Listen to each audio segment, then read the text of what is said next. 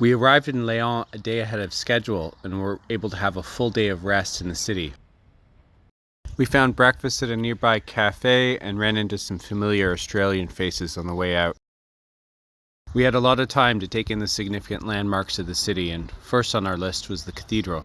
Built between the 13th and 15th centuries, the Cathedral of Santa Maria de Regla de León is one of the most significant in Spain. It's a Gothic-style cathedral with significant French influence. Called the Pulcra Leonia, which means beautiful Leonese, it has stained glass windows throughout. The builders of the time realized that the upper reaches of the walls could be replaced with glass instead of structural stone, so the cathedral is surrounded in beautiful stained glass.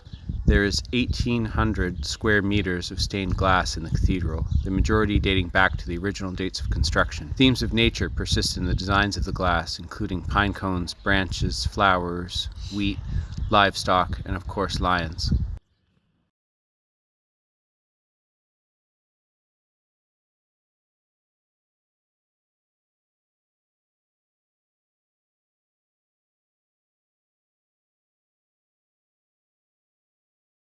It was nice to see ongoing restoration work in the cathedral.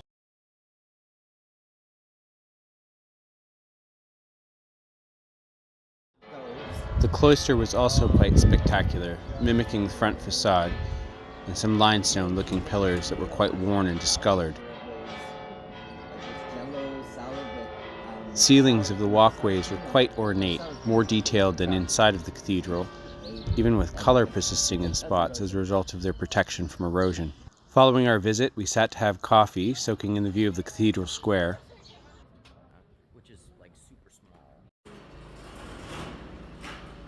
And then went out for supplies for lunch in the apartment that Brad had rented for a couple of nights.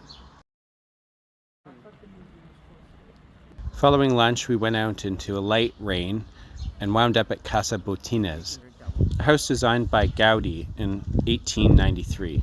First used by a fabric company and then becoming the headquarters of a local bank, it now houses the Gaudi Museum and an art gallery. It was designed around the theme of St. George slaying the dragon, with elements of energy efficiency way ahead of its time, Gaudi-esque stained glass, and turrets on each corner. It was well worth the visit.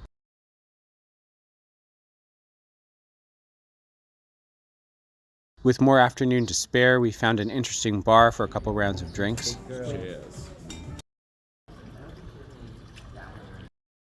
And then found a restaurant on a side street for a dinner of tapas. We wrapped up the day with a visit to the cathedral, lit up spectacularly at night.